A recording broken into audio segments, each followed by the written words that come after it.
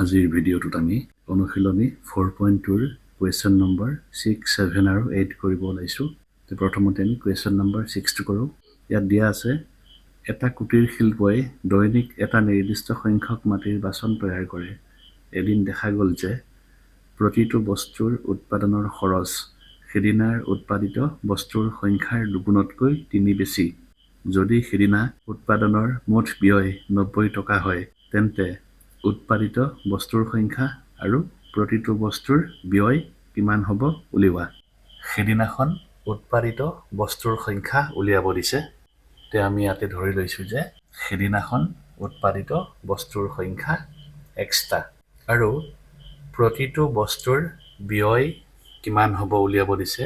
তে আমি ধৰি লৈছো যে প্ৰতিটো বস্তুৰ ব্যয় ইজ ইকুৱেল, আমাক কুৱেশ্যনটো দিয়াই আছে যে প্ৰতিটো বস্তুৰ ব্যয় বা খৰচ কিমান কৈছে যে সেইদিনা উৎপাদিত বস্তুৰ সংখ্যাৰ তাৰ মানে xৰ দুগুণতকৈ। তে সেইদিনা উৎপাদিত বস্তুৰ সংখ্যাৰ দুগুণ বুলি কৈছে।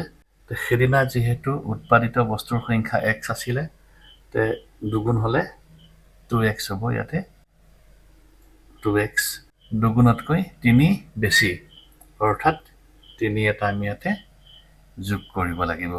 এইটোৱে হৈছে প্ৰতিটো বস্তুৰ ব্যয়। এইটো আমি টকা লিখিলো।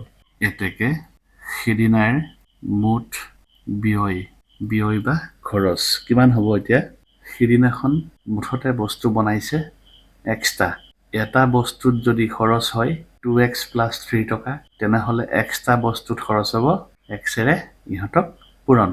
তে আমি লিখিব লাগিব সেইদিনাখনৰ মুঠ ব্যয় হ'ব x * 2x + 3 টকা।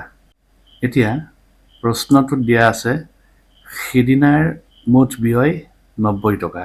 প্ৰশ্ন মতে সেইদিনাৰ মুঠ ব্যয় ইজ ইকুৱেল 90 টকা।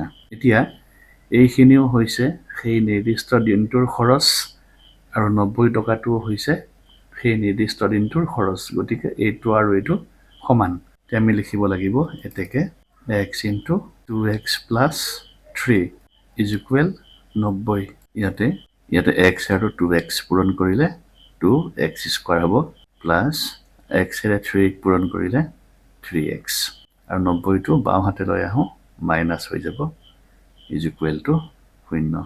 এতিয়া এইটো ax² + bx + c is equal 0 আৰ্হিৰ দ্বিঘাত সমীকৰণ হৈ গ'ল। এতিয়া আমি x² সহগ এই 2ৰে 90 পূৰণ কৰিব লাগিব। তে 2 আৰু 90 পূৰণ কৰিলে 180 হ'ব। তে আমি ইয়াতে 180টো লিখি ললো। এই 180ক আমি এতিয়া মৌলিক উৎপাদকত ভাঙিব লাগিব। ইয়াক 2ৰে যায় 2 × 9 = 18, 0 নামি আহিব। আকৌ 2ৰে 2 × 4 = 8 হ'ব, উকলিব 1 10, 2 × 5 = 10। ইয়াক 5ৰে যায় 5 × 9 = 45, 3 × 3 = 9। তে আমি এইখিনি সজাই লিখোঁ। ইয়াত 2 আছে দুটা, 3 আছে দুটা, আৰু 5 আছে এটা। এতিয়া আমি এইখিনিৰ পৰা পাম 2 × 2 = 4, 4 × 3 = 12। এইখিনি পূৰণ কৰিলে 12 হ'ব আৰু 3 × 5 = 15 হ'ব। এতিয়া ইয়াত যিহেতু xৰ সহগ 3 আছে, আমি এই 12 আৰু 15ৰ পৰা 3 বনাব লাগিব। আমি 15ৰ পৰা যদি 12 বিয়োগ কৰি দিওঁ, 15ৰ পৰা 12 বিয়োগ কৰিলে 3 আমি পাই যাওঁ। এতিয়া আমি ইয়াত লিখিব লাগিব 2x² প্লাছ এই 3 জেগাত আমি লিখিব লাগিব 15 - 12, আৰু ইয়াতে x থাকিব, আৰু ইয়াতে -90 ইজ ইকুৱেল টু 0।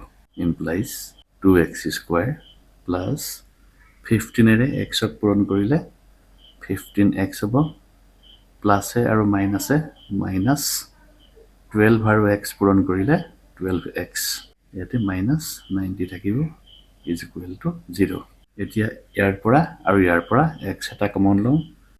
ইয়াৰ পৰা x কমন ল'লে থাকিব 2x, প্লাছ ইয়াত থাকিব 15। এতিয়া ইয়াতে মাইনাছ, ইয়াত যিহেতু 2x আছে, তো ইয়াতো আমি ব্ৰেকেটত 2x লিখিব লাগিব। ইয়াত যিহেতু 12 আছে, ইয়াত 2 থাকিলে ইয়াত 6 হ'ব, তেতিয়াহে 6 × 2 = 12, আৰু ইয়াত প্লাছ লিখিব লাগিব। তেতিয়া মাইনাছে প্লাছে মাইনাছ হ'ব। ইয়াত আমাৰ 15 লিখিব লাগিব। তেতিয়া 6 আৰু 15 পূৰণ কৰিলে 90 হৈ যাব, ইজ ইকুৱেল টু 0। ইমপ্লাইজ ইয়াতো 2x plus 15 আছে 2x plus 15 টো কমন ললো তেতিয়া থাকিব x minus 6 is equal to 0 এতিয়া এইখিনি 0 হ'ব নাইবা এইখিনি 0 হ'ব তে আমি লিখিব লাগিব 2x plus 15 is equal to 0 নাইবা x minus 6 is equal to 0 এইটো হৈ যাব 2x is equal 15 টো হাতে লৈ গলে minus 15 হ'ব তে x is equal হ'ব minus 15 by 2 আৰু ইয়াতে 6 টো যদি আমি হাতে লৈ যাওঁ plus 6 হ'ব এতিয়া আমি x ৰ মান দুটা পালো এটা হৈছে minus 15 by 2 আৰু আনটো হৈছে 6 এতিয়া আমি এই minus 15 by 2 এটো গ্ৰহণ কৰিব নোৱাৰো কাৰণ x মানে আমি ধৰিছিলো হেদিনা উৎপাদিত বস্তুৰ সংখ্যা তে এদিনত উৎপাদিত বস্তুৰ সংখ্যা কেতিয়াও ঋণাত্মক হ'ব নোৱাৰে গতিকে আমি এটো গ্ৰহণ কৰিব নোৱাৰো আমি লিখিব লাগিব ইয়াত x is equal minus 15 by 2 গ্ৰহণ যোগ্য নহয় কাৰণ বস্তুৰ সংখ্যা কেতিয়াও ঋণাত্মক হ'ব নোৱাৰে এটো ঋণাত্মক হৈ আছে এটোৰ x ৰ মানটো ঋণাত্মক হৈ আছে আৰু দ্বিতীয়তে ই ভগ্নাংশ হৈ আছে গতিকে আমি এটো গ্ৰহণ কৰিব নোৱাৰো তে আমি x ৰ মান এটো গ্ৰহণ কৰিব লাগিব 6 টো এতেকে আমি লিখিব লাগিব হেদিনা উৎপাদিত বস্তুৰ সংখ্যা is equal x মানে 6 এতেকে হেদিনা উৎপাদিত বস্তুৰ সংখ্যা is equal 6 টা আৰু প্ৰতিটো বস্তুৰ ব্যয় বা খৰচ কিমান উলিয়াব দিছে আমি লিখিব লাগিব প্ৰতিটো বস্তুৰ ব্যয় is equal 2x plus 3 প্ৰতিটো বস্তুৰ ব্যয় is equal আমি ধৰিছিলো 2x plus 3 টকা ধৰিছিলো ইয়াতে আমি লিখিব লাগিব 2 into x x মানে ইয়াতে 6 আৰু plus 3 টকা এইটো আমাৰ 2 হৈ গ'ল 12 যোগ 3 টকা 12 3 যোগ কৰিলে 15 টকা ইয়াতে আমাৰ অংকটো শেষ কোৱেশ্চন নম্বৰ 7 তোমাক দিয়া আছে যদি x square minus 2px plus p square is equal 0 হয় তেন্তে p by x ৰ মান হ'ব 0 minus 1 1 আৰু 2 আমি দ্বিঘাত সমীকৰণটো প্ৰথমতে বহিত লিখি ললো এতিয়া ইয়াতে x স্কয়াৰৰ সহগ আছে 1 আৰু p স্কয়াৰ পূৰণ কৰিলে p স্কয়াৰ গুণ p স্কয়াৰ হ'ব তে আমি ইয়াত লিখি ললো p স্কয়াৰ আৰু 1 পূৰণ কৰিলে p স্কয়াৰ